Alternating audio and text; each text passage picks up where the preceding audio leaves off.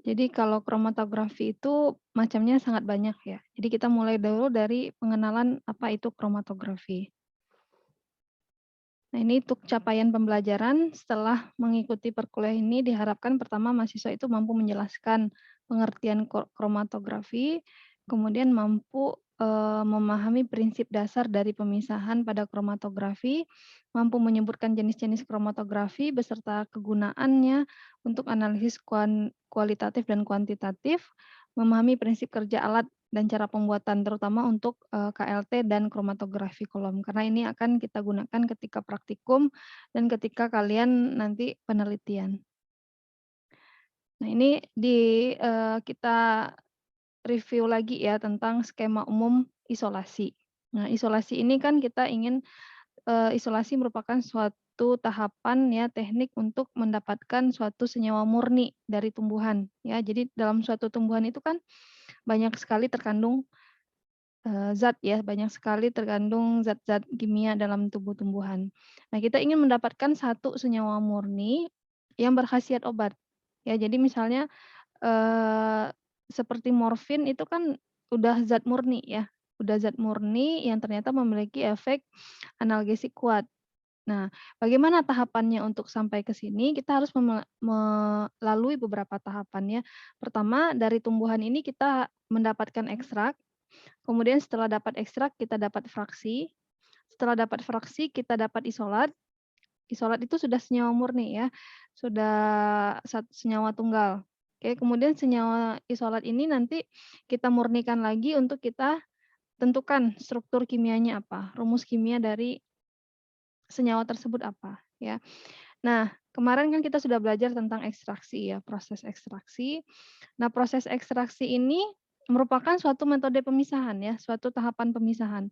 Jadi untuk memisahkan zat-zat kimia dari matriksnya, ya dari zat-zat kimia yang ukurannya kecil ya, yang makromolekul dan mikromolekulnya, tapi kebanyakan mikromolekul dari, matriks tumbuhan. Matriks tumbuhan itu seperti selulosanya ya, jadi kan terikat di dalam selulasakah, kemudian atau terikat di dalam seperti akar itu kan tumbuh-tumbuhan itu kan ada masing-masing zat kimia ya di masing-masing, bagian tumbuhan itu. Kita ekstrak untuk mendapatkan yang zat kimianya aja gitu ya, zat kimia terutama metabolit sekundernya. Nah, ekstrak ini kan masih dalam bentuk, seperti campuran ya, campuran senyawa apa saja ada di sana. Itu ya dari senyawa nonpolar seperti lemak-lemak, kemudian terpen ya, steroid sampai ke senyawa flavonoid. Itu kan masih dalam bentuk, bulk ya, dalam bentuk, ruahan baru, belum, terspesifikasi ke dalam satu bentuk ya. Jadi ekstrak itu masih banyak komponennya di sini ya, masih tercampur semua. Bisa kalau kita hitung satu-satu itu mungkin bisa ribuan ya, eee, zat yang ada di sini. Nah, kita ingin me inikan lagi ya, ini kan misalnya misalnya ekstrak ya, titik-titik ini merupakan zat-zat kimia yang terkandung dalam ekstrak. Kita ingin memisahkan lagi ya, mengelompokkan lagi ini berdasarkan kepolarannya. Misalnya kan, mana zat-zat yang polar gitu ya, jadi kita bagi lagi nanti ini. Kita ingin, fraksinasi istilahnya, memisahkan mana yang polar, mana yang semipolar, mana yang nonpolar. Kan. Nah, kita lakukan, namanya vaksinasi. Ini merupakan suatu metode pemisahan. Oke. Nah, selain difraksinasi cara untuk melakukan pemisahannya itu, memfraksinasinya itu, kita bisa melakukan beberapa cara ya, beberapa metode bisa kita lakukan di sini. Nah, salah satu metode yang bisa kita gunakan itu adalah kromatografi. Nah, ini nanti fokus kita di sini ya, membahas tentang kromatografi. Oke. Jadi ini alurnya setelah tumbuhan kita ekstrak, kemudian kita pisah kita kelompok-kelompokkan lagi ya berdasarkan, kepolarannya atau difraksinasi.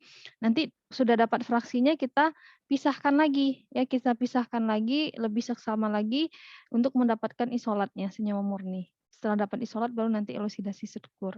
Nah, ini nanti tahapan yang selanjutnya itu nanti setelah UTS itu dilanjutkan oleh Bu Yola, ya. Jadi itu pekerjaan kita di fitokimia ini nih, ya, Bu. Jadi bukan hanya sampai diekstrak cukup tidak, ya karena untuk, sebenarnya senyawa itu obat itu akan lebih aman ketika hanya satu dalam bentuk tunggal ya, dalam bentuk senyawa tunggal dibanding banyak senyawa.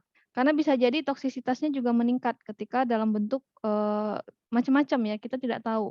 Kenapa obat herbal itu, paradigma yang salah di masyarakat kita menganggap obat herbal itu aman. Padahal aman itu bukan karena memang ada penelitian aman, tapi karena belum ada data, ya. Dianggap aman bukan karena penelitiannya memang aman, tapi karena belum ada data penelitian yang lengkap, gitu. Makanya, bagaimanapun juga ya tetap harus kita cari tahu sebenarnya senyawa apa yang bertanggung jawab terhadap efek farmakologi itu.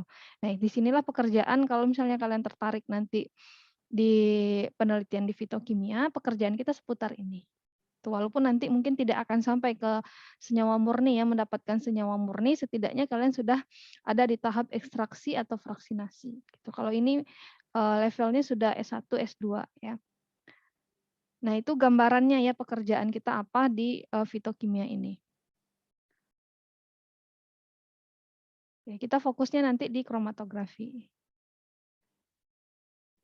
Nah, untuk metode pemisahan ini untuk, sebagai pengetahuan kalian ya, banyak sekali metode untuk memisahkan ya. Ekstraksi itu juga sebenarnya termasuk ke dalam metode pemisahan tahap awal ya. Kemudian ada yang kalian, ada istilah namanya ekstraksi cair-cair. Jadi jika kita ingin memisahkan bentuknya itu dalam bentuk larutan ya, zat yang ingin kita pisahkan itu dalam bentuk larutan, maka kita bisa menggunakan teknik namanya ekstraksi cair-cair. Kalau misalnya, zat yang ingin kita pisahkan dalam bentuk padat seperti Simplicia yang kering itu kan padat ya, itu ekstraksi biasa kita gunakan. Kemudian ada yang namanya filtrasi ya dengan penyaringan. Paling gampang itu proses filtrasi itu, eee, campuran ya, suatu campuran padat dengan larutan kemudian kita saring, ketika sudah kita endapkan kita saring, itu difiltrasi. Kemudian ada dekantasi, penguapan, sentrifugasi, kromatografi ya, destilasi dan rekristalisasi. Nah, ini semuanya metode pemisahan, tapi tidak semuanya akan kita pelajari, tapi setidaknya kalian tahu ketika disebutkan, sentrifugasi, sentrifugasi itu sentrifuge itu termasuk dalam metode pemisahan ya. Contohnya sentrifuge itu yang paling banyak digunakan itu untuk memisahkan plasma darah ya. Darah itu kan terdiri dari 2 ya, ada plasmanya, kemudian ada yang satu lagi apa namanya itu, yang kentalnya itu? Ya, yang seperti eritrositnya itu ya. Nah, jadi kita bisa memisahkan plasma darah ya dengan, padatannya itu dengan sentrifus ya, dengan berputar. Nah, itu disebut dengan metode pemisahan. Kemudian kalau destilasi kita sudah pernah belajar di kimia organik ya, kita ingin memisahkan, 2 cairan yang memiliki perbedaan titik didih, kita bisa gunakan dengan, metode destilasi. Kemudian kalau rekristalisasi ketika kita ingin, mendapat mengkristal ya, mendapatkan kristal ketika sudah tinggal beberapa lagi, senyawa yang, terkumpul ya. Nah, itu bisa kita pakai teknik rekristalisasi. Nanti akan dijelaskan di, lebih lanjut untuk beberapa teknik ini di setelah UTS dengan Bu Yola. Nah, ini contohnya metode pemisahan ya, ini namanya ekstraksi cair-cair. Ya, jadi ketika ada 2 zat, ada pelarut ada larutan maaf, larutan yang ingin kita pisahkan komponennya berdasarkan kepolaran kita gunakan ekstraksi cair-cair. Jadi tekniknya kita tambah misalnya, kita ingin memisahkan, larutannya itu yang, nonpolar gitu ya, maka kita tambahkan larutan 2 larutan itu tidak boleh bercampur, ya yang kepolarannya sangat jauh. Misalnya antara heksan dengan air, ya kalau kita misalnya campur antara heksan dengan air akan terdiri dari 2 lapisan, ya ada lapisan heksan, ada lapisan air. Mana yang di atas, mana yang di bawah itu tergantung dari berat jenisnya. Kalau dia lebih berat berarti dia akan berada di bawah, kalau berat jenisnya lebih kecil berarti akan ada di atas, ya. Nah, maka komponen yang, di larutan tersebut komponen yang polar akan tertarik ke larutan polar, komponen yang non-polar akan tertarik ke, larutan yang non-polar, sehingga terjadi pemisahan. Nah, itu prinsip dari ekstraksi cair-cair. Kemudian ini sentrifuge, kalau sentrifuge itu berdasarkan, ini ya, getaran dan rotasi ya, akan, biasanya ada bentuk endapannya. Nah, ini kromatografi, salah satunya ini kromatografi namanya ini yang KLT ya, berupa lempengan, ini adalah kromatografi. Nah, tujuan dari kromatografi itu ada 3 ya, hanya bisa untuk pemisahan saja, ya kita hanya ingin, memisahkan, bisa untuk menganalisis secara kualitatif dan kuantitatif. Nah, maknanya berarti kromatografi ini bisa juga untuk menentukan senyawa ya, kualitatif, senyawanya apa, atau mengukur kadar senyawa tertentu, maka disebut dengan analisa kuantitatif. Atau kita ingin mengisolasi ya, mendapatkan senyawa murni. Itu bisa juga kita gunakan kromatografi ini. Nah, untuk kromatografi sendiri ya, ada krom dan terdiri dari kata krom dan grafi ya. Kalau krom itu artinya warna, kalau grafi itu kan tulisan ya, menulis ya. Jadi itu bahasa Yunani artinya awalnya disebut kromatografi itu karena ada perbedaan warna ya. Nah, jadi kromatografi ini adalah suatu teknik pemisahan campuran senyawa menjadi komponen-komponennya dengan bantuan perbedaan sifat fisika dan kimia masing-masing komponen. Ya, jadi kenapa bisa terpisah? Ya karena kita memisahkan itu berdasarkan perbedaan sifat fisika dan kimianya. Pemisahan terjadi karena perbedaan kecepatan merambat antar partikel-partikel zat yang bercampur pada medium tertentu. Metode pemisahan beberapa senyawa berdasarkan partisi antara dua fase ya waktu bersamaan, maka yang akan terpisah berdasarkan fase diam dan fase geraknya. Ya nanti ada istilah fase diam, ada istilah fase gerak. Ya lebih lanjut nanti akan kita bahas. Nah, ini untuk sejarah kromatografi pertama kali ini ya.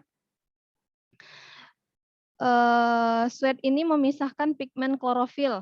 Ya, jadi kan daun itu yang kita tahu kan warna hijau itu kan dari klorofil. Ya, ternyata dipisahkan oleh sweat ini ternyata di dalam ekstrak gitu ya, pigmen klorofil itu tidak hanya ada pigmen hijau, ya ada beberapa warna ternyata. Nah, makanya muncul istilah kromatografi ya, krom warna. Oh ternyata di dalam pigmen klorofil itu bukan hanya ada zat warna hijau, ternyata ada orange ya, ada merah ya karena kan macam-macam ya isinya ya dalam klorofil. Klorofil pun ada klorofil A, B, C dan sebagainya. Banyak sekali jenis klorofil ya. Makanya timbullah istilah kromatografi ini ya. Nah, beliau dijuluki sebagai bapak kromatografi. Kemudian ada dari Ismailov ya. Nah, ini yang pertama kali memperkenalkan KLT, kromatografi tipis. Kemudian di tahun 41 ada Martin dan Singh, dia memperkenalkan model efisiensi kolom mengembangkan kromatografi cair-cair. Kemudian ada Krem ya dan selanjutnya nanti yang terakhir itu kromatografi yang terkini ini adalah kromatografi cair kinerja tinggi. Nah, ini yang alatnya sangat eee, sangat berguna ya untuk memisahkan dan menganalisis kadar. Banyak sekali dipakai di dunia farmasi sekarang adalah KCKT atau HPLC.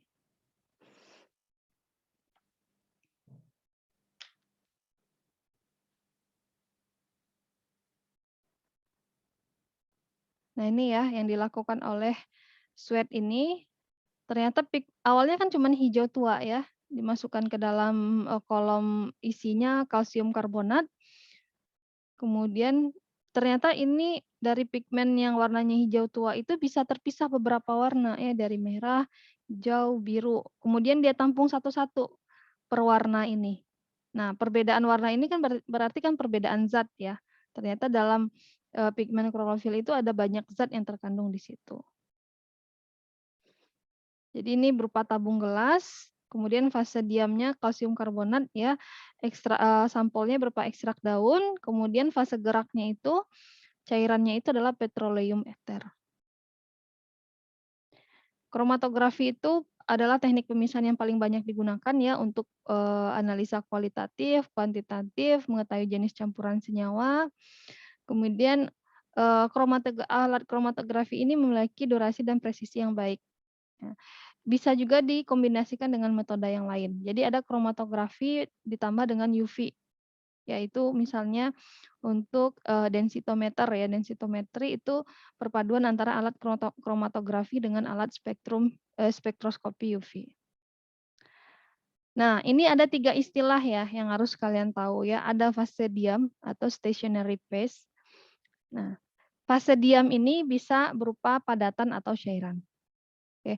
Kemudian ada yang disebut dengan istilah fase gerak atau mobile phase atau disebut juga dengan eluen. Ya sama aja ya. Fase geraknya apa, eluennya apa, mobile phase-nya apa, sama aja artinya ya. Ini bisa berupa cairan atau gas. Oke, jadi kalau fase diamnya itu hanya berupa padatan dan cairan, kalau fase gerak itu bisa berupa cairan atau gas. Nah, contohnya kalau berupa fase geraknya berupa gas berarti dia kromatografi gas. Oke. Kemudian ada analit ya, sifat kimia dan fisika. Nah, analit itu maksudnya yang kita analisa, oke. Zat yang akan kita analisa. Nah, pemisahan itu terjadi ya akibat perbedaan distribusi analit pada fase diam dan fase gerak. Ya, jadi mana yang terikat di fase diam, ada yang terikat di fase gerak. Nah, itu prinsip dari kromatografi. Nah, ini contohnya tadi ya. Yang ada di dalam kolomnya ini ya, yang warna abu-abu ini merupakan fase geraknya. Maaf, fase diamnya ya, dalam abu-abu ini fase gerak, kemudian ada cairan yang kita masukkan ke sini, ini analitnya ya, yang hitam ini analitnya. Oh, saya ragu nih mana yang analitnya. Pokoknya di atasnya di sini ada analit, kemudian ada cairan yang kita tambahkan. Cairan yang kita tambahkan itu disebut dengan fase gerak atau eluen. Kalau misalnya bentuk fase geraknya cair ya. Nah, kemudian akan terpisah ya. Kalau misalnya dia packing-nya misalnya packing kolomnya itu senyawa-senyawa yang yang polar, maka senyawa-senyawa ini yang polar akan terikat di fase geraknya, ya. Senyawa-senyawa yang non polar kalau misalnya fase geraknya ini non polar akan lanjut aja ke bawah, ya seperti ini. Nah, kalau kita lihat seperti ini ya, kan ada 3 zat yang terpisah ya, 1, 2, dan 3. Nah, kalau misalnya dia kepolarannya mirip dengan cairan yang kita tambahkan ke atas, maka dia akan ikut dengan cairan tersebut ke bawah. Tapi kalau misalnya kepolaran zat tersebut mirip dengan kepolaran fase diamnya, dia akan tertahan aja di sini, di fase diamnya, tidak akan mau lanjut ke bawah. Nah, itu prinsipnya ya. Maka kalau di HPLC itu waktunya juga dihitung, waktu retensinya juga dihitung. Ya, seberapa lama dia bisa terpisah di dalam fase diamnya itu, ya, terlepas dari fase diamnya. Nah, implementasi dari kromatografi ini ya gunanya dalam dunia farmasi itu pertama untuk menetapkan kadar pada sediaan farmasi. Nah, kalau kita misalnya di kimia farmasi kuantitatif, kimia farmasi 2 ya, itu kan kita baru belajar titrasi. Nanti kalian akan belajar dengan metode HPLC ya, penetapan kadar dengan metode HPLC dengan Bu Ana ya. Kemudian bisa juga kromatografi itu untuk melakukan uji cemaran suatu produk. Ya, misalnya, apakah terkontaminasi atau tidak suatu produk ya, kita kromatografi, kita KLT, kalau dia hanya satu produk tersebut hanya satu senyawa, maka harusnya di KLT itu hanya satu totolan. Ya, totolan yang ada di KLT itu menunjukkan satu senyawa. Tapi kalau misalnya di totolan itu ada beberapa, totolan gitu ya, maka itu bisa jadi ada beberapa zat yang masuk ke situ. Bisa juga untuk identifikasi senyawa yang dilarang, misalnya untuk mengidentifikasi morfin ya bisa juga pakai KLT ini ya, atau bukan hanya KLT ya, HPLC bisa, tuh.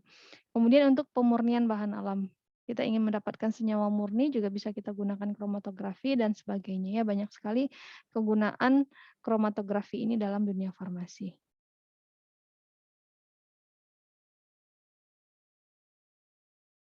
Nah, pemisahan dengan kromatografi kita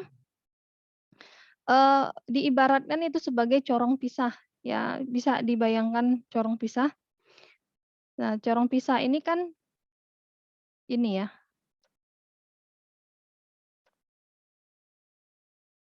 kalian pernah lihat di lab corong pisah?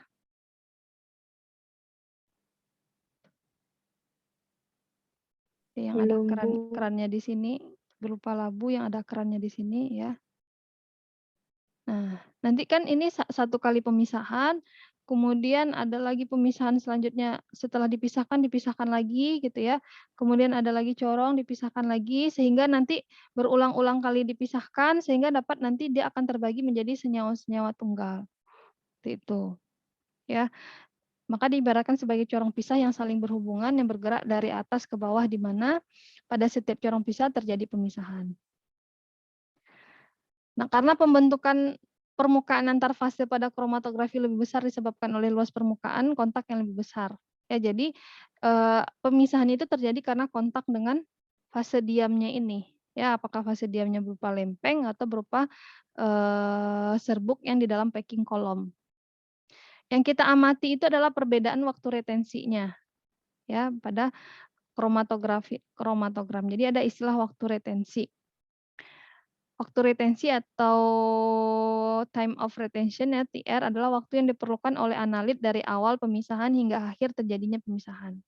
Semakin lama analit berinteraksi dengan fase diam, semakin lama analit keluar dari sistem, maka waktu retensinya akan semakin besar ya. Jika dia terserap di fase diam itu lama, berarti kan kepolarannya sangat mirip dengan fase diamnya, maka waktu dia untuk bisa keluar ya dari sistem itu akan semakin lama, berarti nilai TR-nya akan semakin besar. Tapi kalau misalnya dia tidak terlalu terikat kuat di fase diam, tapi dia ikut terelusi dengan eluen atau fase geraknya, maka waktu retensinya akan kecil.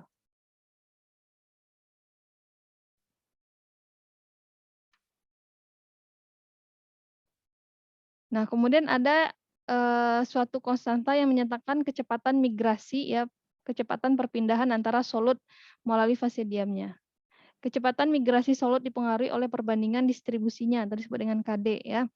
Atau ada juga yang nulisnya D, yang ditentukan oleh afinitas relatif solut pada fase diam dibanding fase gerak. Jadi kayak kekuatan penarikan ya antara fase diam dan fase geraknya itu. Nah, KD ini kadar senyawa dalam fase diam atau dibagi dengan kadar senyawa dalam fase gerak.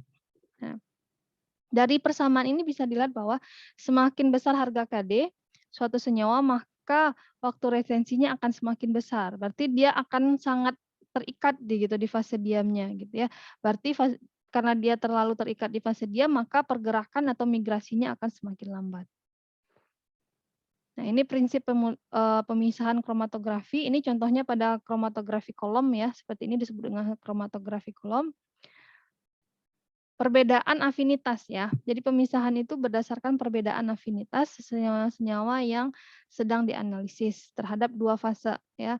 Fase diam atau stationary phase atau dan mobile phase atau fase gerak. Apa artinya afinitas?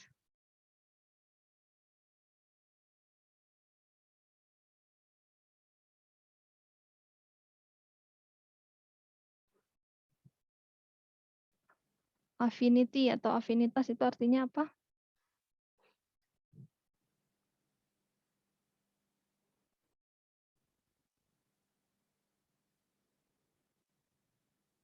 Nih kalau nggak paham maksud-maksudnya nanti nggak ngeh gitu ya. Ketertarikan sih. Ya ada daya tarik menariknya ya. Perbedaan gaya tariknya. Kalau dia lebih tertarik di fase diam atau dia lebih ditarik oleh fase geraknya. Kemudian ada klasifikasi kromatografi ya, berdasarkan fase gerak dan fase diamnya. Kromatografi itu ada kromatografi gas dan kromatografi cair. Itu berdasarkan fase geraknya. Kalau fase geraknya berupa gas, maka dia disebut dengan kromatografi gas. Kalau fase geraknya berupa cairan, maka disebut dengan kromatografi cair. Nah, kromatografi ini cair ini dibagi lagi menjadi dua ya, ada planar, ada kolom. Ini berdasarkan fase diamnya. Kalau planar itu dia berupa lempengan ya, apakah lempengannya itu kertas ya, kalau kertas dia disebut dengan kromatografi kertas ya. Kalau misalnya bentuk planarnya itu berupa selulosa ya, kertas selulosa disebut dengan kromatografi kertas. Kalau dia berupa lempeng silika gitu ya, berarti disebut dengan kromatografi lapis tipis. Nah, kolom ini ada dua ya, ada kolom terbuka, ada kolom tertutup. Nah, kalau kolom terbuka ini biasanya itu kayak kolom klasik ya yang digunakan oleh Sweat ini, yang tadi pertama kali menemukan itu ya. Kalau dia tertutup itu contohnya KCKT ya, kromatografi cair kinerja tinggi atau HPLC. Nah, ini tadi klasifikasi kromatografi berdasarkan fase geraknya ada cair atau gas, berdasarkan fase diamnya ya. Ada yang disebut dengan kromatografi fase normal ya. Ada fase terbalik ya atau normal phase atau reverse reverse phase. Ya, kalau dia disebut fase normal, jika fase diamnya itu bersifat polar. Ya, jadi fase diamnya itu bersifat polar. Jika fase terbalik, disebut fase terbalik jika fase diamnya itu bersifat nonpolar. Kita sebut sebagai kromatografi fase terbalik atau reverse phase. Kemudian klasifikasi kromatografi berdasarkan proses pemisahan. Ya, ada kromatografi adsorpsi, ada partisi, pertukaran ion, kromatografi afinitas, size exclusion kromatografi ya bisa berupa permeasi gel atau filtrasi gel. Nah, ini maksudnya prinsip pemisahannya ya, apakah adsorpsi, partisi, pertukaran ion atau ion exchange, affinity atau afinitas atau size exclusion kromatografi. Nah, bedanya apa partisi dan absorpsi ya? Ini istilah aja ya, partisi dan absorpsi. Kalau fase diam kromatografinya adsorpsi itu biasanya berupa media padat. Jadi kalau kita misalnya pakai kromatografi kolom, kemudian kromatografi lapis tipis ya, maka kita itu disebut dengan kromatografi teknik prinsip pemisahannya berdasarkan adsorpsi. Ya, kalau misalnya fase diam kita berupa padatan. Kalau fase diam kita berupa cairan seperti kromatografi gas ya. Kromatografi gas itu kan fase diamnya cair, fase geraknya gas kan. Nah, maka prinsip pemisahannya itu berdasarkan partisi, disebut dengan partisi.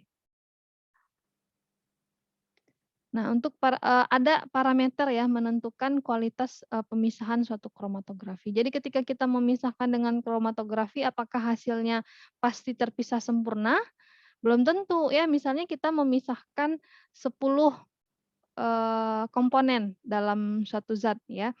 Bisa jadi yang terpisah itu malah menjadi hanya beberapa ini ya. Misalnya di sini ada 10. Ini bercampur ya, satu komponen ada 10. Ketika kita kromatografi, apakah kita akan mendapatkan masing-masing satu komponennya itu? Belum tentu ya, ini kan 9, 11 malahan ya. Nah, apakah akan terpisah menjadi satu, satu, satu seperti ini? Nah, perlu berulang-ulang kali kromatografi ya. Mungkin pertama kali kita kromatografi dia akan terpisah menjadi ada yang 3 ya seperti ini, terus ada yang ngumpul di sini kalau karena kepolarannya sama misalnya kan. Nah nah kemudian yang ini bagian yang 3 ini kita ingin pisahkan lagi nih, ya kita lakukan lagi kromatografi sampai nanti dia akan menjadi satu-satu, kita dapatkan satu-satu zat. Nah nah dalam, untuk menentukan apakah kromatografi kita ini kualitasnya bagus ya, pemisahannya bagus ya, ada 2 ya, parameternya. Pertama efisiensinya itu berupa banyaknya pelebaran puncak dari masing-masing puncak solut. Nah ini misalnya puncak ini kalau kita menggunakan, kromatografi KCKT atau gas ya, nanti kromatogram itu artinya hasil yang kita terlihat ya, yang kita dapatkan itu kan nanti berupa data ya, datanya berupa kromatogram. Nah, kalau misalnya puncaknya itu, lebar, ya dia kan nanti berupa grafik ya. Kalau puncaknya lebar seperti ini, berarti ini belum terpisah sempurna. Ya, ini berarti masih numpuk di sini beberapa zat, kalau puncaknya lebar, ya.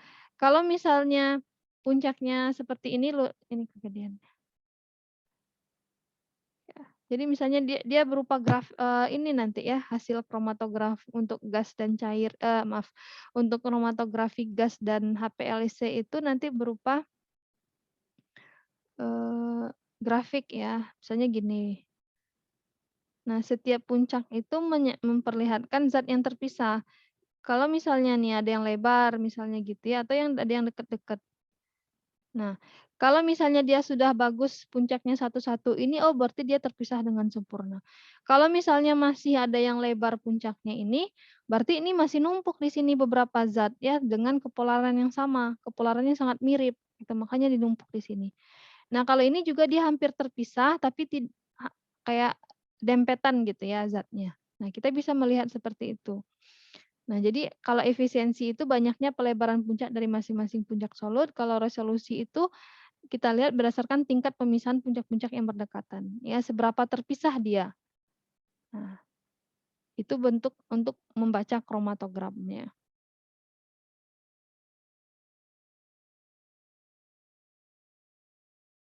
Nah, teori kolom ya, jadi ketika kita ingin menentukan, suatu metode kromatografi apa yang cocok untuk kita pakai, ya ada 3 pertimbangan ya, ada daya pisah, kecepatan, kapasitas. Ya, jadi kalau misalnya kita mengutamakan daya pisah gitu ya, maka pasti dia akan lama ya, maka akan lama proses yang kita lalui. Kita ingin, dia terpisah dengan sempurna misalnya kita gunakan kromatografi kolom, maka kita kurangi kecepatannya, kita kurangi kapasitasnya. Ya jadi untuk memisahkan zatnya sedikit aja mungkin cuman 1 gram ya, jangan banyak-banyak gitu kan.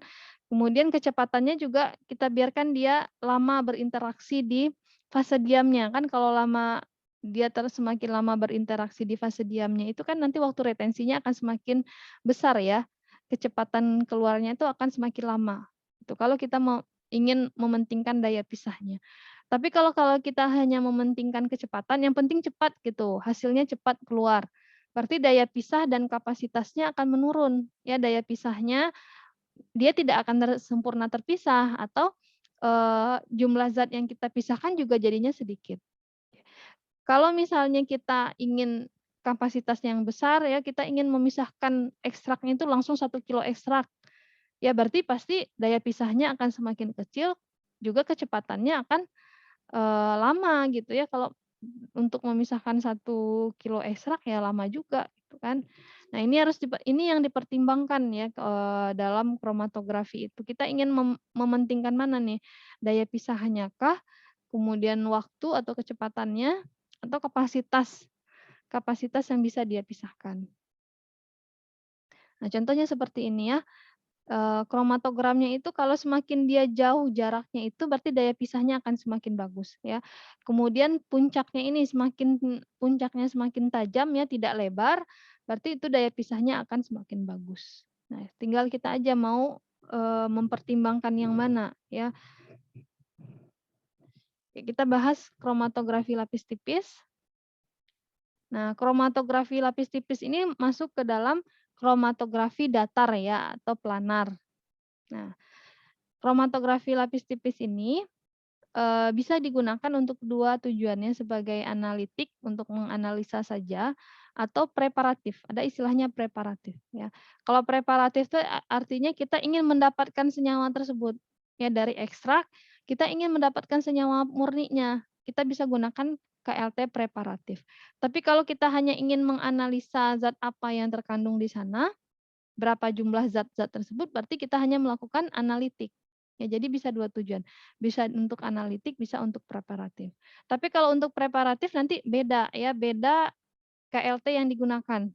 Ya, bukan lempengan kecil itu yang kita gunakan, agak tebal lempengannya sehingga bisa dikerok ketika sudah dipisah, bisa kita kerok, zat yang terpisah yang terserap di, KLT-nya tersebut. Nah, ini contohnya ya, ini yang paling kita pakai di lab juga ini ya, TLC atau KLT ya, Thin Layer Chromatography. Fase diamnya itu berupa silika gel ya, silika gel 60.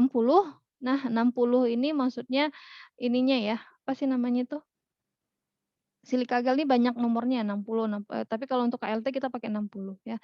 Kalau kita kromatografik vakum pakai yang 80 kalau nggak salah. terus ada F254 ya, F ini artinya fluoresensi ya. Jadi si fase, si KLT-nya ini platnya itu bisa berfluoresensi ketika dikenai cahaya UV dengan panjang gelombang 254. Jadi ketika kita, sinari dia dengan UV 254 dia akan berfluoresensi. Berfluoresensi itu artinya apa?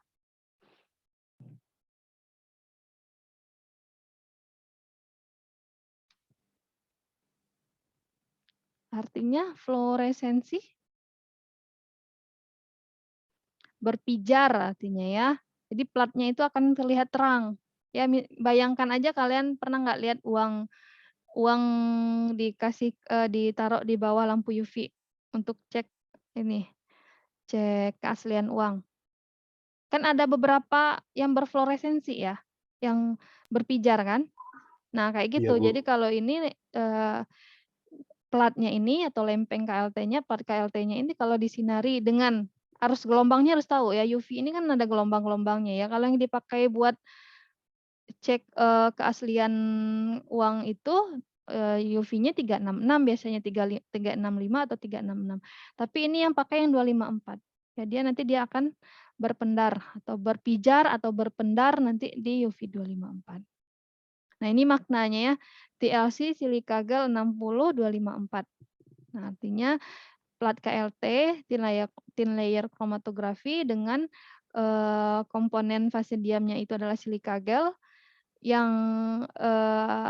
apa, diameternya 60 ya, diameter serbuknya gitu ya 60, berfluoresensi di UV 254. Karena nanti bisa jadi bukan pakai silika gel ya, macam-macam. Nah, ini cara pabrikan buatnya. Nah, kemudian eee, ada juga silika gel GF ya. G-nya ini gipsum. Nah, ini dia berupa serbuk, ya. Kalau berupa serbuk nanti kita gunakan untuk kromatografi kolom, ya untuk yang kita packing ke dalam kolomnya itu. Atau kita buat untuk bikin KLT preparatif, ya. Jadi kalau misalnya kita ingin, bikin KLT preparatif, ya kita bikin sendiri bisa dengan serbuk KLT ini. Ya ada caranya gimana biar dia nempel ke atas plat. Nah, ini contohnya ya, kalau membuat, KLT itu, plat KLT itu seperti tadi ya, seperti dicetak ini, dari serbukan silika gel dicetak, ditempelkan ke atas lempeng, kemudian dikeringkan ya. Nah, kemudian diaktifasi. Oh, diaktifasi itu maksudnya, agar dia aktif menyerap itu kan harus benar-benar kering kan, si KLT-nya itu aktivasi dengan pemanasan suhu 120 derajat Celcius selama 30 menit. Nah, ini yang kita bahas nanti, kromatografi lapis tipis, ya. Ini namanya chamber ya, yang apa, nggak harus kayak gini ya, tapi bisa dimodifikasi misalnya pakai gelas yang, bawahnya ini datar. Ya bisa kita gunakan gelas dengan, lantai. Lantai itu apa namanya itu ya, bagian bawahnya yang datar, kemudian kita tutup sehingga kedap. Ya, namanya chamber untuk pengembangan. Kemudian ini ada botol penyemprot ya, untuk penampak bercak. Jadi kalau pakai mata biasa nggak akan terlihat di sini ya pemisahannya. Paling yang kalau misalnya terlihat pun hanya zat-zat yang, eee, apa ya istilahnya itu ya, zat-zat yang visible ya, yang menyerap pada cahaya visible ya, warna-warna beta karotin, klorofil misalnya. Itu bisa kita lihat pemisahannya di sini. Tapi kalau misalnya untuk beberapa senyawa, kalau senyawanya kayak warna putih gitu kan nggak bisa kita lihat di sini. Makanya kita perlu ini, penampak bercak ini, ya penampak bercak atau kita bisa lihat di, bawah lampu UV 254 atau 366 nanometer. Nah, kemudian kita bahas ya fase diam yang digunakan pada kromatografi lapis tipis. Macam-macam yang bisa digunakan untuk fase diamnya ya.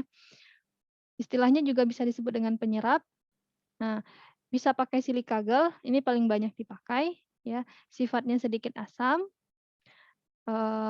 penyokongnya agar dia silika gelnya itu agar nempel kuat gitu ya, ditambahkan dengan kalsium sulfat ya atau disebut juga dengan gipsum, CaSO4 atau gipsum. Nah, zatnya itu bisa berfluoresensi atau berpendar sehingga dikenal sebagai silika gel GF ya.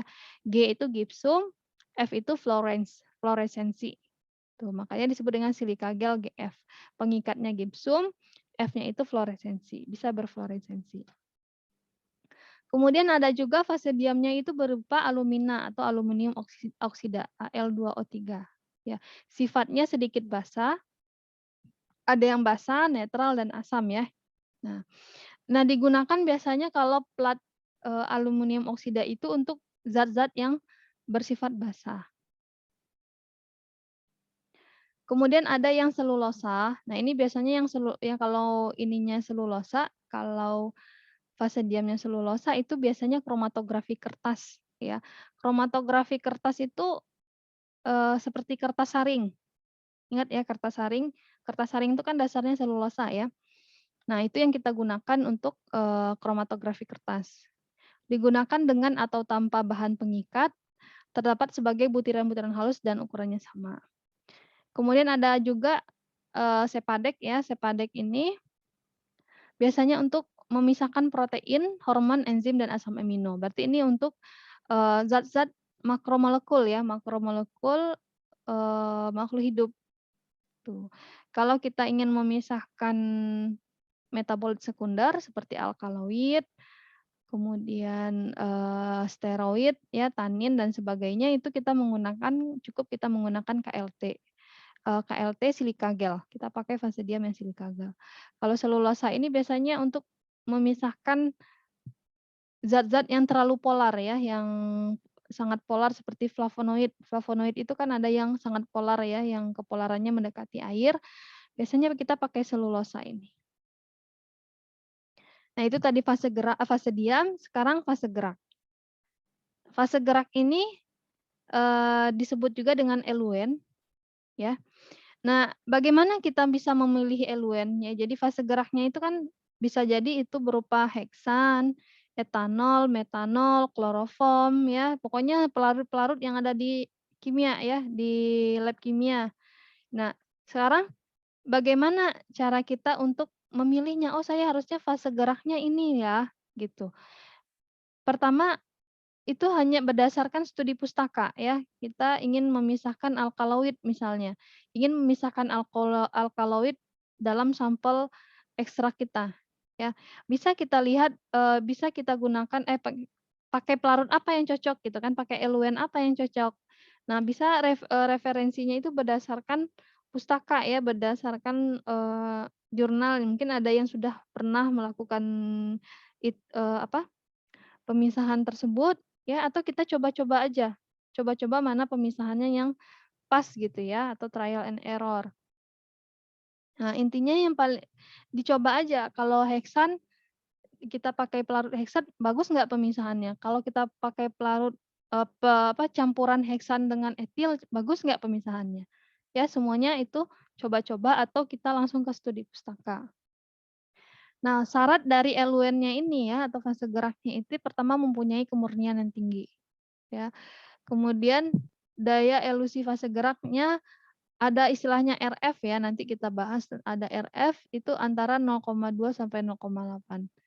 Ya, nanti kita hitung RF-nya, kalau dia bisa sampai ke memisahkan zat di RF 0,2 sampai 0,8 berarti dia bisa cocok kita gunakan. Tapi kalau RF-nya kurang dari 0,2 atau lebih dari 0,8 berarti eluen tersebut tidak cocok kita gunakan, ya. Nah, misal kita menggunakan fase diamnya itu silika gel ya. Nah, silika gel ini kan sifatnya sangat polar ya. Maka polaritas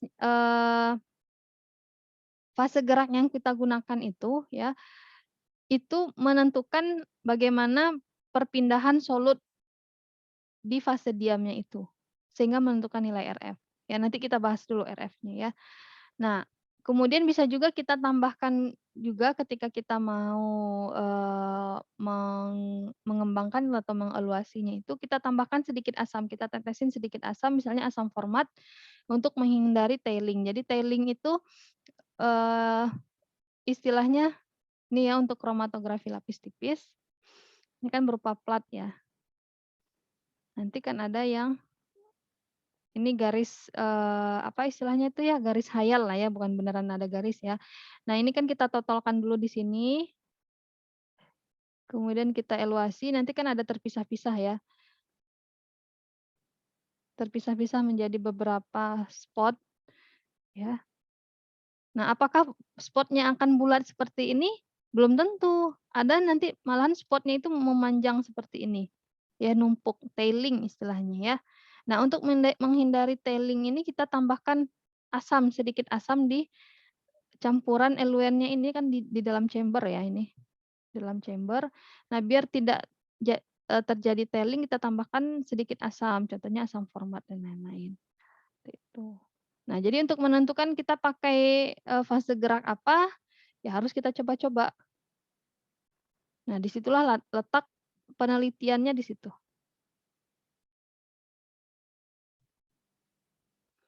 Nah ini contoh fase gerak yang biasa digunakan ya. Nah berdasarkan, derajat kepolarannya ya. Heksan itu paling nonpolar ya, heksan, benzen, toluen, diethyl ether, kloroform, etil asetat, ya, kemudian pelarut polar, dioksan, ini THF dan sebagainya, kemudian pelarut polar. Nah, ini bisa nanti kita kombinasikan ya, tidak terbatas, oh hanya kloroform aja bisa kita kombinasikan.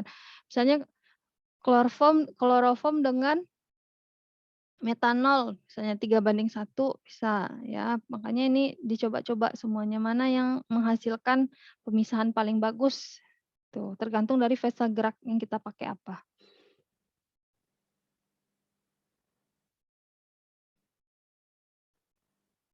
Nah, kekuatan pelarut, sebagai fase gerak dapat diukur pada kondisi polaritasnya atau yang kita lihat itu adalah KD-nya ya, konstanta dielektriknya. Kalau konstanta dielektriknya tinggi, maka suatu pelarut itu akan bersifat polar, kekuatan untuk mengelusi besar pada fase diam silika. Ya, jadi kalau kita gunakan pelarut-pelarut yang polar seperti metanol, maka zat itu tidak akan tertahan di fase diamnya, dia akan langsung naik ke atas ya, naik atau turun ke bawah, langsung akan, terusir ya dengan pelarut-pelarut polar.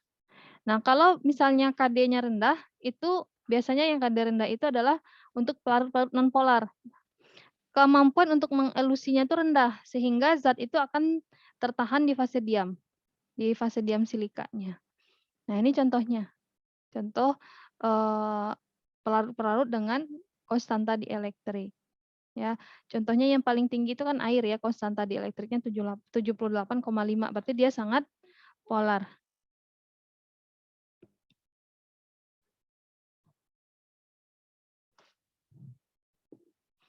Nah, ini contoh ya kromatografi lapis tipis.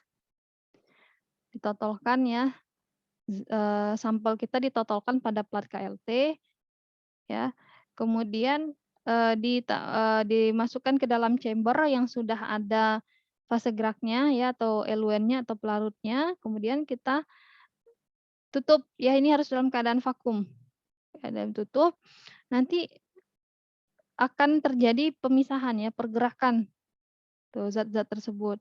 Dari awalnya yang satu ternyata dia terpisah menjadi beberapa komponen, ternyata 2 komponen. Ya, ternyata 2 komponen di sini sampai atas. Pokoknya ada titik mulainya di sini ya. Ini di atas ini ada titik akhirnya. Nanti kita hitung di situ ya. Setelah kita dapatkan seperti ini ya. Nah, ternyata, dia terdiri dari, jumlah spot menunjukkan jumlah ininya ya, jumlah spot menunjukkan jumlah senyawanya. Nah, kalau di sini kan masing-masing ada 2 spot ya.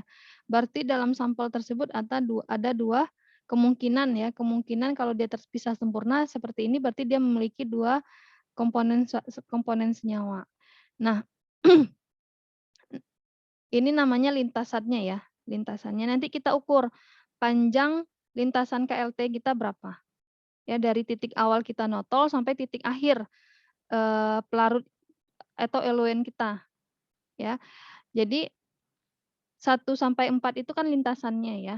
Misalnya 10 sentimeter. Misalnya panjangnya 10 sentimeter. Kemudian spotnya itu ada di nomor 2 dan nomor 3. Anggaplah yang spot nomor 2 ini jarak antara titik awal sampai ke akhirnya itu misalnya 3 senti ya, 3 sentimeter. Maka kita ada istilahnya RF ya, retention factor yang tadi disebutin. Kita ingin menghitung RF. Nah, kita menghitung RF itu nilainya dengan cara panjang lintasan spotnya ya. Spotnya ini dari titik awal sampai dia berhenti itu berapa, dibagi dengan total panjang lintasan plat. Ya, jadi ini kan berarti 3 dibagi 10 ya. Berarti RF dari senyawa A atau nomor 2 ini adalah 0,3. Oke. Kemudian RF untuk senyawa B, ini senyawa A ya. Kalau untuk senyawa B, RF-nya berarti jarak spot tersebut terhadap ini ya titik awal misalnya 7, anggaplah 7 cm ya, 7 cm dibagi dengan total panjang lintasan platnya itu adalah 10, berarti RF-nya adalah 0,7. Nah, RF ini bisa menunjukkan kepolaran suatu zat ya, kepolaran suatu zat. Kalau misalnya RF-nya nilainya kecil seperti ini ya, berarti zatnya itu lebih polar dibanding yang ini A ya, yang nomor 3 itu B. Jadi zat A itu dia lebih polar dibanding zat B. Kenapa bisa lebih polar? Karena zat A ini dia lebih tertahan di fase diam karena sifatnya hampir sama dengan fase diam. Tadi kan sudah disebutkan ya, silika gal ini kan sifatnya fase diamnya itu bersifat polar. Jadi senyawa-senyawa yang polar akan tertahan di plat KLT tersebut. Sedangkan senyawa-senyawa non polar dia akan terelusi mengikuti pelarutnya. Ya, jadi berdasarkan kromatogramnya seperti ini, RF-nya kita hitung, kita bisa simpulkan bahwa senyawa A ini yang berada di bawah itu lebih polar dibanding senyawa B. Ya, jadi senyawa B-nya nonpolar. Senyawa-senyawa nonpolar akan tertarik ke atas, ya, akan terelusi dengan eluennya. Nah, seperti itu ya. Nah, ini untuk KLT ini kita bisa tahu, oh berarti jumlah zatnya 2 gitu ya, sampel kita memiliki 2 senyawa ya kalau ini terpisah dengan sempurna dan dengan RF nilai RF sekian. Nah, seperti itu.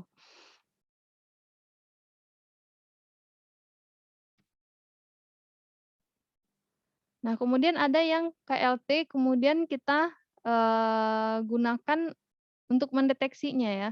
Mendeteksi spot-spot atau bercak-bercak yang ada di plat KLT ini bisa kita gunakan pendeteksinya itu adalah sinar UV ya, sinar UV 254 atau sinar UV 3066 nanometer ya.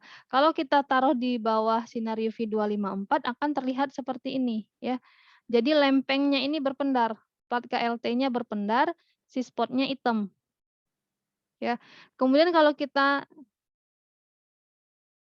taruh di UV 366 platnya hitam ya, senyawa-senyawa yang yang bisa berpendar di 366 akan glowing ya, akan memancarkan akan berpendar sini. Cuman di sini kalau contohnya ini nggak ada yang berpendar ya. Di sini nggak terlalu kelihatan, di sini nih ada yang berpendar nih, tapi nggak terlalu kelihatan di foto. Oke, atau kita bisa menggunakan penampak bercak universal seperti H2SO4.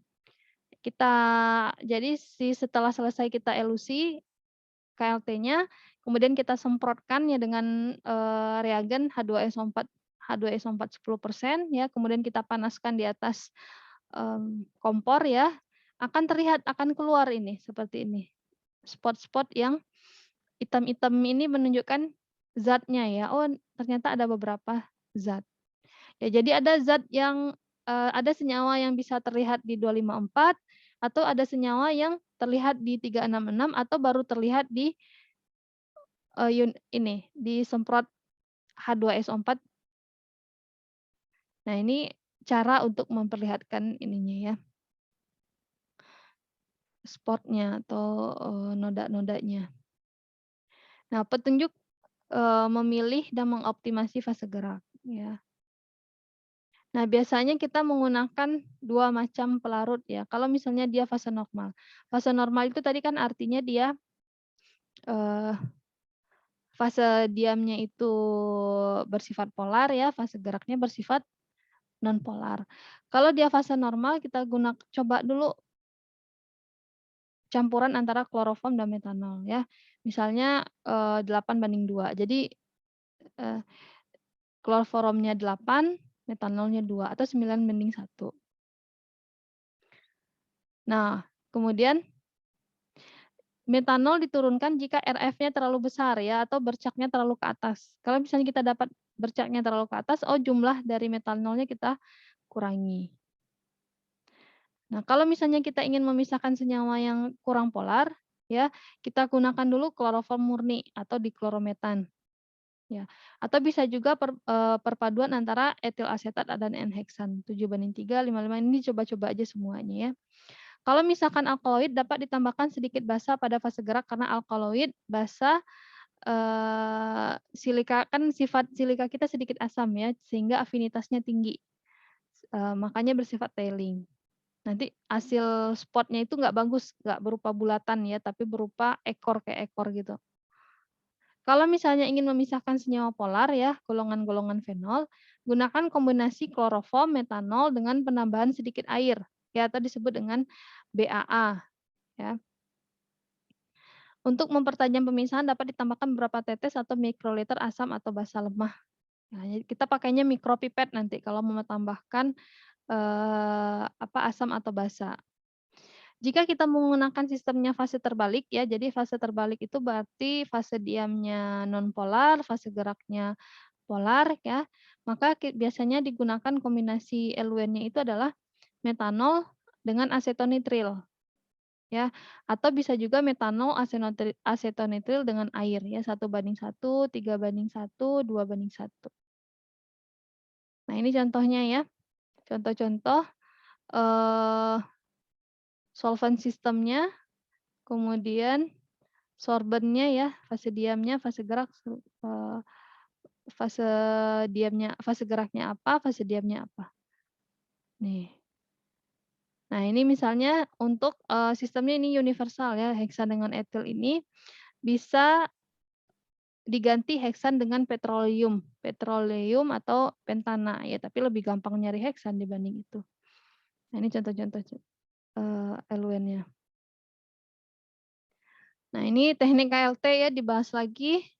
Jadi ada chamber ini di sini ya, bisa kita gunakan. Kalau beker kita nggak bisa gunakan karena dia kan ada ininya ya, kayak ada mulutnya itu kalau ada mulut kan berarti dia nggak bisa kedap ya. Kita harus pakai, eee, gelas yang bisa tertutup rapat, karena sistemnya harus ketika dielusi itu harus dalam keadaan vakum ya. Nah ini, pelarutnya ya, solvennya, kemudian ditotolkan ke sini, sampelnya pada ini disuruh pensil line, ditulis pensil line, tapi sebenarnya kalau boleh digaris dengan pensil, tapi bagusnya enggak ya, kita tandai aja batas bawahnya berapa, kita totol, ya, kemudian kita elusi. Oke, ini penutupnya. Jadi taruh dulu pelarut, taruh dulu eluennya ke dalam chamber itu, kemudian kita tutup ya, kita tutup beberapa menit, 1 menit atau 2 menit agar uap uap eluen itu memenuhi gelas tersebut ya, chamber tersebut. Kemudian setelah kita tunggu 1 menit baru kita taruhkan lempeng KLT-nya ke dalam chamber tersebut. Nah, jadi ketika sudah ditutup ya kita elusi, maka akan terlihat ininya ya, pemisahannya di sini. Nah, di sini kan dituliskan ya, before development, sebelum dikembangkan, ini setelah pengembangan, ya akan terjadi 2 spot.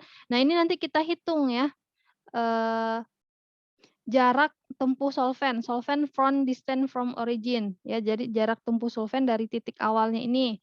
Ya ini kemudian jarak tempuh spotnya berapa.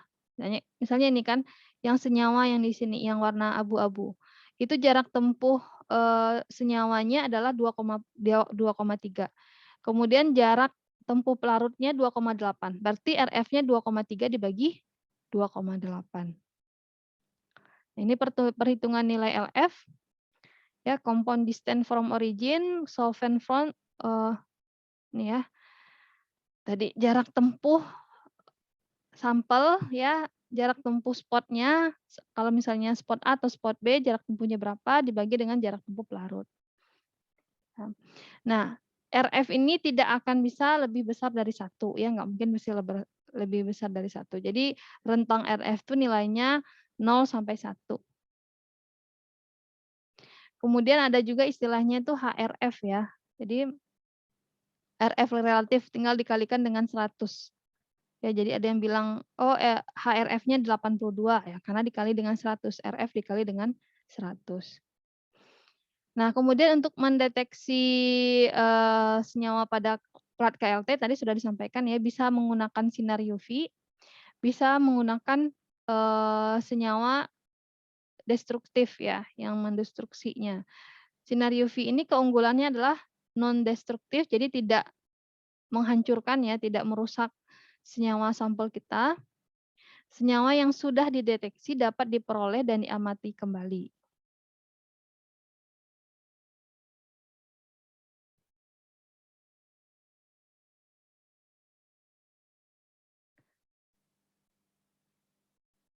Ya, kemudian, jadi kalau misalnya kita ingin melanjutkan proses pemisahannya, kita pakai KLT preparatif bisa, ya, karena tidak rusak senyawa tersebut kalau kita lihat di bawah lampu UV. Nah, kelemahannya, karena kan tidak semua ya senyawa itu bisa menyerap sinar UV 254 atau 366 nanometer, sehingga nggak nampak gitu. Ketika dilihat di UV nggak ada karena dia tidak senyawa tersebut tidak menyerap sinar 254 atau 366 gitu. Makanya kita perlu penampak percak ya atau penyemprot. Nah, kalau misalnya kita pakai penampak percak ya itu menggunakan deteksi ya. Mengingati katakan gantian, belum gantian.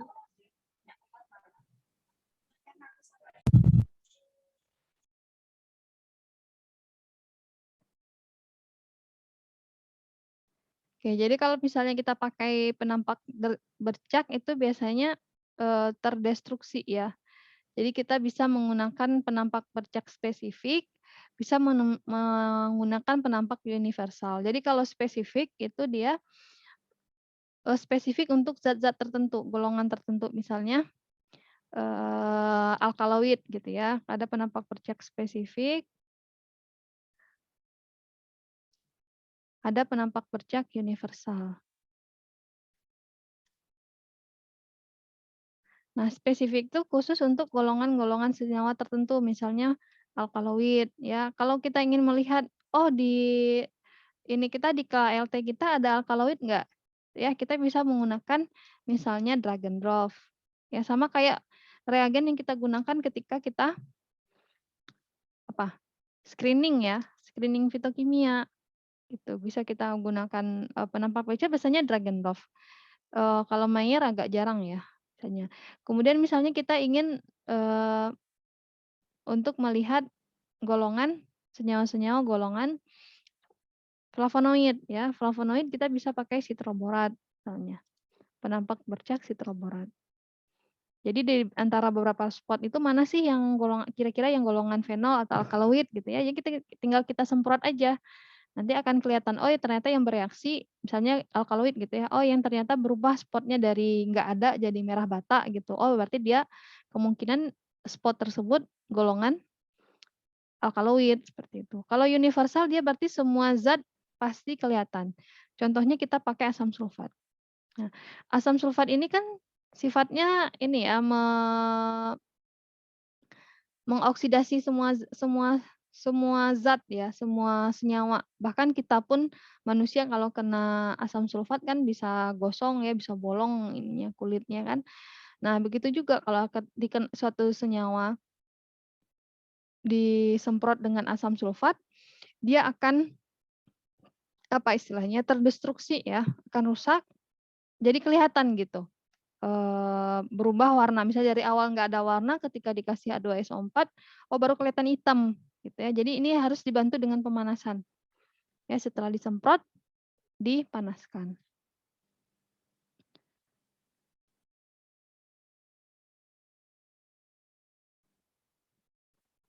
Nah, ini contoh-contoh tadi spraynya ya, spray reagen untuk melihat apa gitu ya, formulanya ya, maksudnya cara membuat spray reagennya. Nah, ini contohnya ya, anisaldehid. Kemudian, nah bisa jadi nanti setelah kita semprot itu harus kita lihat di bawah lampu UV ya, misalnya untuk anisaldehid. Anisaldehid ini kalau nggak salah untuk deteksi steroid kalau nggak salah ya, steroid apa terpen gitu. Nah setelah disemprot, dipanaskan gitu ya, nanti dilihatnya di bawah lampu UV 365 gitu. Apakah dia nanti berpendarnya akan semakin bagus gitu ya, semakin berpendar dengan baik tuh, untuk memastikan senyawanya apa.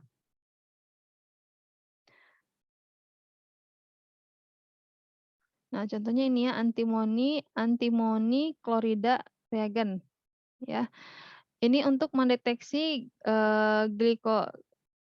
kardiak glikosida, saponin, visnagin ya, bisa kita pakai juga ini. Nih, contoh-contohnya tinggal dibaca ya nanti ya. Nah, kemudian ada namanya metode analisa kuantitatif untuk KLT.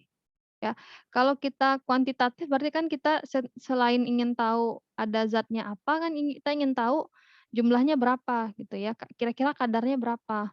Nah, itu bisa alatnya ditambahkan dengan digunakan alat densitometri ya. Alat densitometri itu menggunakan KLT yang menggunakan spektrofotometri ya. Jadi setelah kita elusi, kita lihat di bawah lampu UV. Nah, nanti lampu UV-nya itu bisa kelihatan, oh kadar senyawanya berapa di alat densitometri itu. Jadi kayak terhubung dengan spektro.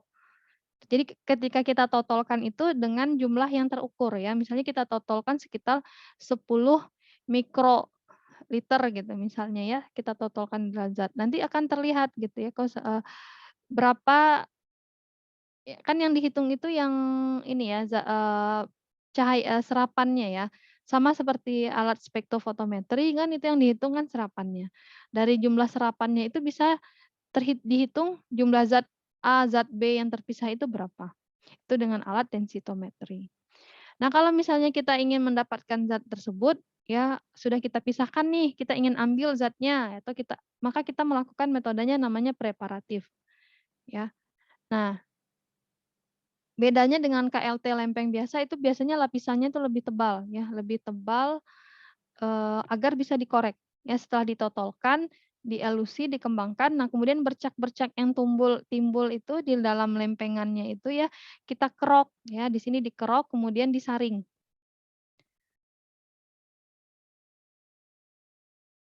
Nah di sini ya dikerok dan disaring, sehingga nanti didapatkanlah diharapkan spot-spotnya itu sudah murni, tapi biasanya nggak sampai murni sih. Ya, harus kita cuci lagi, harus kita rekristalisasi lagi. Nah, itu baru kromatografi lapis tipis ya. Lanjut ke kromatografi kolom. Nanti saya ada apa? Recordingnya ya, rekamannya nanti akan saya kirim di YouTube. Jadi biar kalau mau diulang nonton lagi bisa. Nah, ini contoh alat kromatografi kolom. Ya, terdiri dari kolomnya di sini ya. Kolomnya mirip seperti buret ya, tapi bedanya nggak ada, kalau buret kan ada skalanya ya. Kemudian di sini juga ada apa namanya, kerannya ya, kerannya. Di sini juga ada kerannya, kemudian ada ditampung. Ada bisa ditampung pakai vial ya atau pakai Erlenmeyer boleh. Kemudian ada pelarut, cadangan pelarut di sini.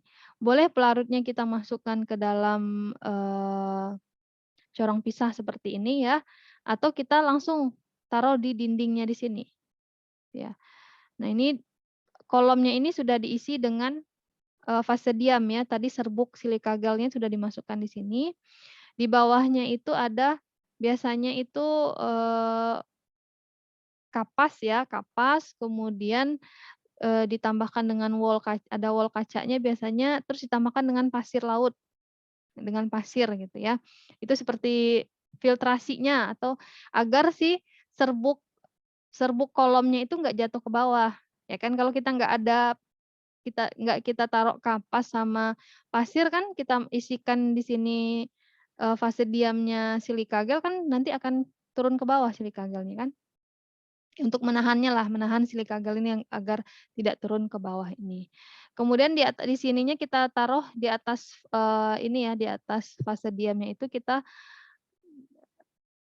letakkan sampelnya, ya ekstrak kita taruh di sini, kemudian kita tambahkan pelarut.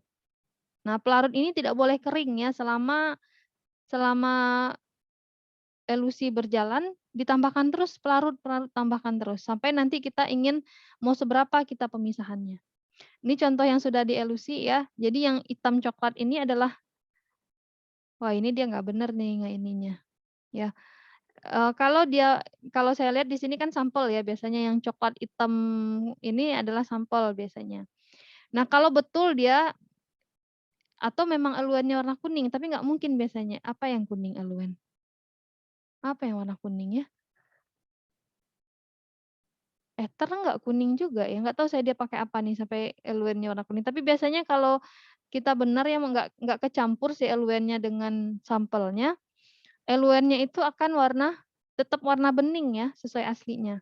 Tuh, jadi kita taruh di sini, nah nanti dia akan terpisah satu-satu, pita istilahnya ya, akan ada pita-pitanya. Nah kalau kalian lihat dari sini kan, itu ada pita kuning, ya pita orange di sini, kemudian agak coklat muda, coklat tua. Nah pitanya ini menggambarkan zat-zat yang sudah terpisah.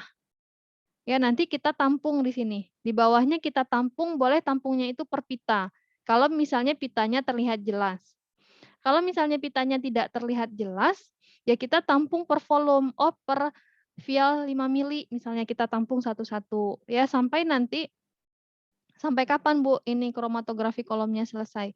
Sampai nanti, eee, sudah tidak ada lagi yang turun di sini ya. Kalau misalnya dia sangat polar kan dia akan terserap di silika ya. Mau kita pakai, eluen apapun dia tidak akan bisa turun ke bawah ya, maka kita elusi terakhir itu pakai metanol. Ya metanol itu biasanya dia sudah akan terelusi ke bawah, tapi tidak semua, masih tetap aja ada beberapa zat yang tertahan di silika. Oke, makanya seperti itu ya. Setelah itu kita tampung, itu nanti kita cek satu-satu per vial itu profil KLT-nya seperti apa. Ya, untuk mengetahui, oh antara vial 1, 2, 3 nanti kan kita kasih nomor ya. Vial 1, 2, 3, 4 ini apakah mengandung senyawa yang sama atau tidak, gitu. Kalau profil KLT-nya sama, jumlah spot KLT dan RF-nya sama, berarti dia masih satu sampel dengan komponen yang sama. Nanti kita gabung.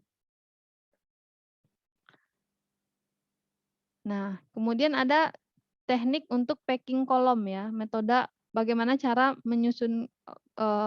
membuat kolomnya itu, Ada mengemas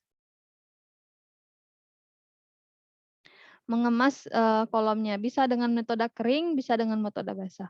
Kalau metode kering, silika keringnya langsung kita masukkan ke dalam kolom, baru kita tambahkan eluennya sedikit demi sedikit. Ya itu caranya dengan, eee, nah isi kolom pertama itu masukkan dulu silika ya, kemudian isi kolomnya dengan tambahkan pelarutnya itu harus yang non polar. Ya jadi kalau kita melakukan kromatografi itu urutan pelarutnya harus dari yang non polar ke polar, tidak boleh diacak-acak ya, dari polar dulu terus nanti non polar, semi polar nggak boleh. Harus kepolarannya bertingkat, dari non polar sehingga polar. Ya step by step kita naikkan kepolarannya.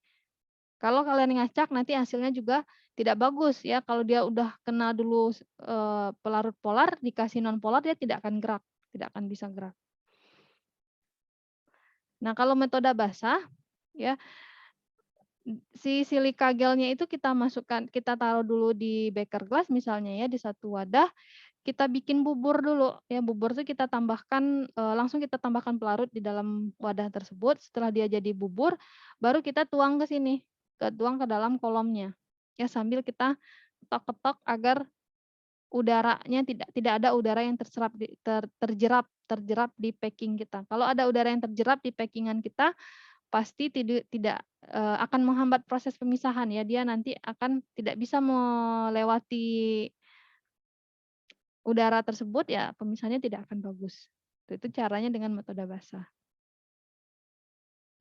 Terus tidak boleh, jangan sampai nanti pelarutnya harus dijaga terus ya, pelarut yang di atas eluennya itu harus dijaga terus, jangan sampai kering. Kalau kolomnya sudah kering atau ada gelombang udara, ya nggak akan bisa lagi pemisahan. Ya udah wassalam, udah selesai aja, nggak bisa dilanjutkan lagi.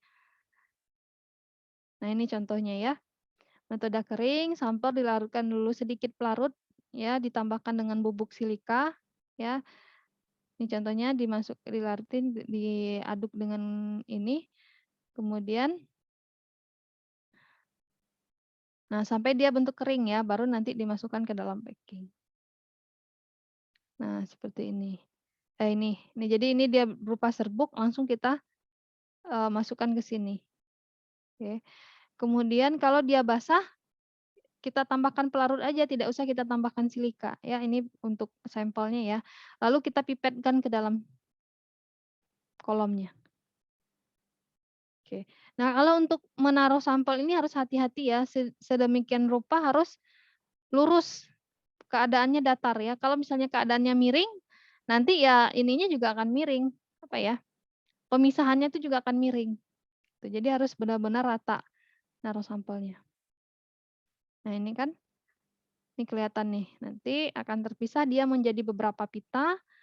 Nah, pita-pita ini menunjukkan perbedaannya ya. Jadi kalau misalnya pitanya bisa kelihatan, ya kita menampungnya berdasarkan pita gitu. Misalnya yang awal yang bening, kita tampung dulu yang bening. Jangan anggap yang bening itu nggak ada zat ya. Zat ada senyawa di situ tapi cuman mata kita aja nggak bisa lihat. Oke, jadi tetap yang beningnya kita tampung, kemudian yang A, pita B, pita C, sampai nanti ada berapa pita. Oke, contohnya dia di sini ya. Dia tampung. Nah, setelah itu masing-masing yang tampungan kita ini kita KLT. Ya, kita KLT satu-satu untuk melihat ya spotnya mana. Ya, jadi awalnya kan ekstrak ya. Ini kan ekstrak nih. Ekstrak dia KLT dulu ya untuk menentukan. Kemudian setelah ekstrak dia KLT, yang A dia total ya, yang ada di vial A dia total, vial B dia total, dia cocokkan nih. Oh, ternyata ini kalau di KLT ya, yang paling atas ini, senyawa A yang paling atas ini, itu dia yang dahuluan keluar ya di kolom. Ya, jadi kebalik gitu kan. Kalau di KLT dia totalannya paling atas, kalau di kolom dia pasti yang paling keluar, yang paling paling dahulu keluar gitu, karena sifat dia nonpolar itu ya. Kemudian yang misalnya dia yang C, C ini kan dia bersifat polar ya. Nih dari KLT kan dia tertahan di KLT, di plat KLT. Nah, berarti kalau di kolom klasik dia berada di posisi paling atas, tidak akan turun dia karena afinitas terhadap silikanya lebih tinggi, lebih kuat. Seperti itu. Jadi harus setelah kita kolom klasik seperti ini, kita cek lagi masing-masing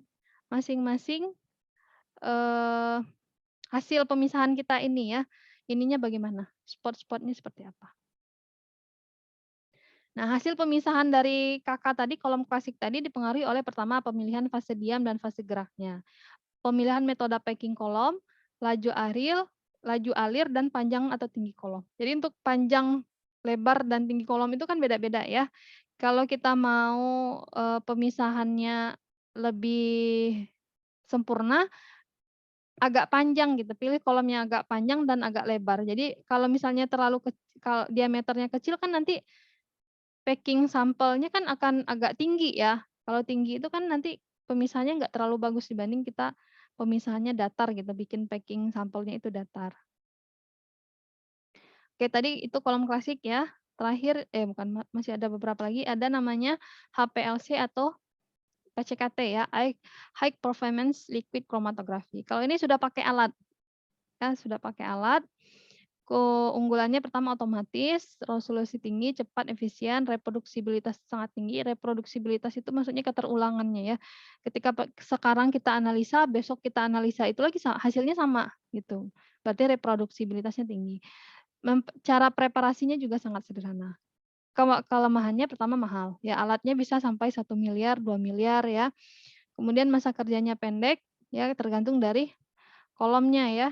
Laju airnya tinggi, dibutuhkan biaya yang besar untuk pembelian dan pembuangan pelarut. Ya ini kalau HPLC ini kita harus pakai eluen-eluen yang derajatnya PA, Pro Analysis ya. Nggak boleh pakai grade-nya teknis. Jadi pelarut misalnya kayak etanol aja itu yang PA itu 250.000 per liter ya. Nah, jadi biayanya sangat tinggi. Tapi ya itu, semakin bagus alat ya semakin mahal ya. Nah, yang dilihat apa? Nih nggak terlalu kelihatan di sini ya. Kromatografamnya itu yang dilihat ini waktu retensinya. Nih, ini contoh kromatogramnya. Jadi pemisahan itu berdasarkan waktu retensi. Di sini kan ada 1, 2, 3, 4, 5. Ya, berarti ada 5 senyawa di sini berdasarkan waktu retensinya. Jadi bisa langsung kelihatan ini ada UV-nya juga ya. Ini zat yang misalnya kita sudah ada pembanding, baku pembanding. Kita tinggal membandingkan waktu retensi antara sampel kita dengan senyawa pembanding sama atau tidak. Kalau misalnya waktu retensinya sama, berarti zatnya sama. Nah, ini contohnya ya. Nggak terlalu kelihatan. Apalagi kalau kalian pakai HP ini nggak terlalu kelihatan. Nah, intinya yang dilihat kalau HPLC itu adalah waktu retensinya. Lanjut ada kromatografi gas. Ya, kromatografi gas itu berarti fase diamnya cair, fase geraknya gas ya. Keunggulannya itu efisiensi pemisahannya sangat tinggi, analisis relatif cepat, dan sensitivitasnya tinggi. Kelemahannya hanya untuk zat-zat yang mudah menguap. Ya kalau zatnya nggak bisa menguap, kita nggak bisa pakai gizi gitu. Kalaupun mau pakai gizi, kita harus bikin dia, kita tambahkan zat yang membuat dia bisa menguap. Kan? Nah kemudian gizi ini tidak bisa dipakai untuk memisahkan campuran dalam jumlah besar, dan harganya juga relatif mahal. Nah, analisa komponennya ya, untuk analisa kualitatifnya, komponen-komponen yang terelusi dikenali dari nilai waktu retensinya. Sama tadi ya, sama kayak HPLC, ada TR-nya. Tiap puncak dan kromatogramnya. TR analit dibandingkan dengan TR standar pada kondisi operasi alat yang sama. Ya, jadi sama juga ada pembandingnya, senyawa pembanding, kita sama-sama elusi dengan kromatografi gas dengan sistem yang sama ya, fase diamnya sama, fase geraknya sama, nanti kita bandingkan hasilnya. Nah, bisa juga untuk kuantitatif ya, menentukan kadar atau jumlah analit dilakukan dengan membandingkan luas puncak analit dengan luas puncak standar. Ya, jadi kalau semakin puncaknya semakin luas kan berarti kan jumlahnya semakin banyak gitu. Nah, itu juga bisa digunakan untuk kuantitatif. Ini contoh kromatogramnya ya, KG kromatografi gas. Ya sama aja puncak-puncak ya, tapi ini kan ke kanan ya, bukan kayak tadi ke atas. Nih, ini contohnya ya waktu retensinya. Ini contoh hasil penelitian orang lain. Nah, ini berarti ada beberapa zat di sini ya. Nah, karena dia minyak atsiri, maka dia bisa pakai kromatografi gas ya, karena minyak atsiri itu kan bisa menguap. Nah, minyak atsiri pun misalnya minyak atsiri itu kan komponen minyaknya banyak macam-macam kan. Maka untuk tahu ada berapa komponen dalam minyak tersebut ya kita pakai kromatografi gas. Kalau dari hasil sini kan bisa kita tahu ada 1, 2, 3, ini yang ada angkanya aja ya, 1, 2, 3, 4, 5, 6, 7, 8, 9, 10, 11. Nah, tapi mana zat yang dominan yang ininya paling tinggi, kelimpahannya paling tinggi.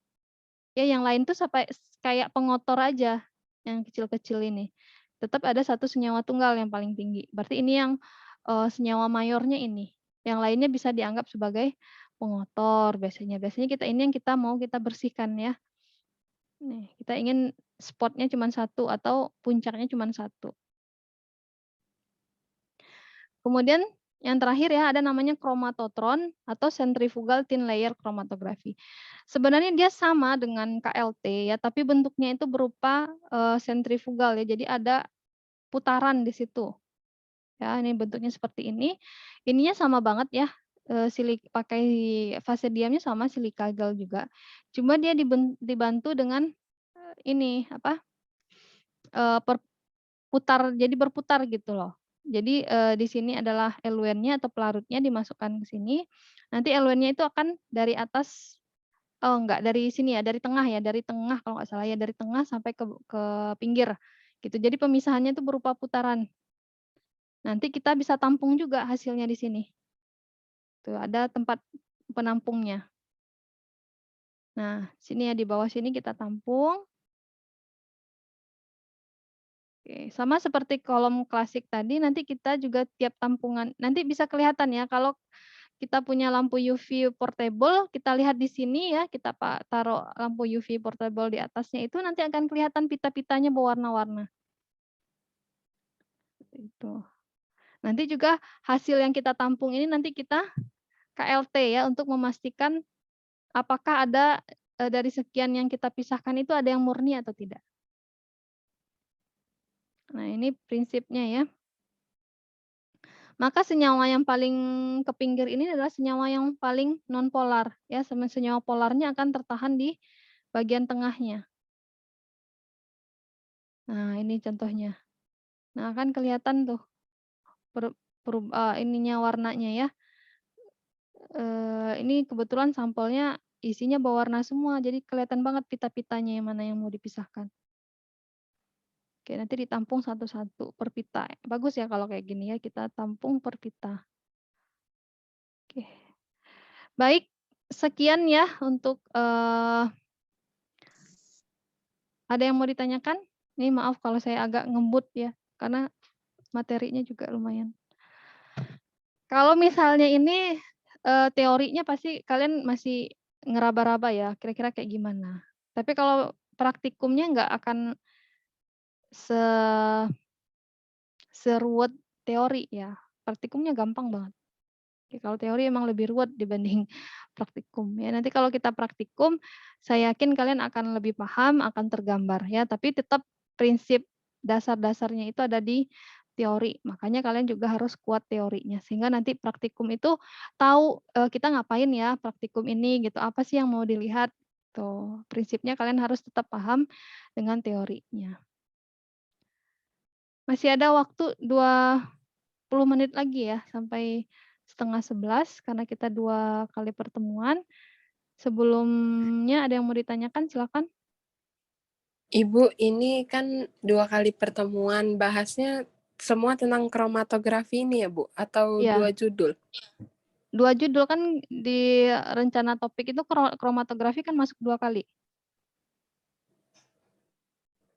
Di Oh, rencana jadi topik nanti di BAP-nya 2 bagian ya, Bu, berarti iya, part 1 sama kromatografinya? part 2 ya, kromatografi part 1 sama kromatografi part 2.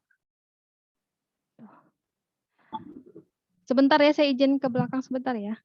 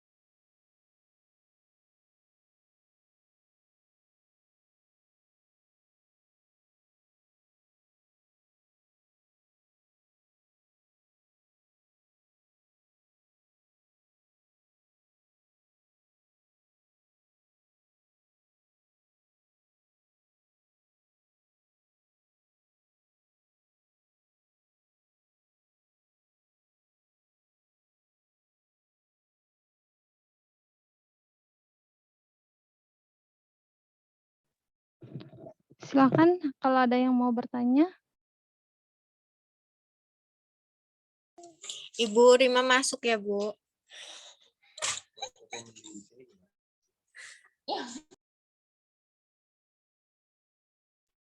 Bu, videonya nanti di-share di mana, Bu?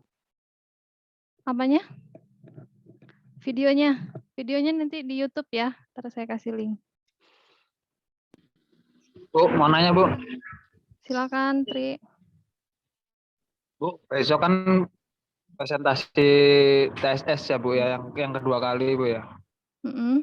Itu praktikum TSS-nya yang presentasi besok, yang belum presentasi kemarin kan, Bu, gantian kan? Kalau yang presentasi nanti terserah ya. Siapa yang mau. Karena kalau nggak presentasi berarti nggak dapat nilai ya. Kemarin kan kelompoknya Nita sama kelompokku sama Sandi. Ada 2 kelompok yang belum juga. Kalau presentasi nanti dilihat besok ya, Tri. Oke, Bu.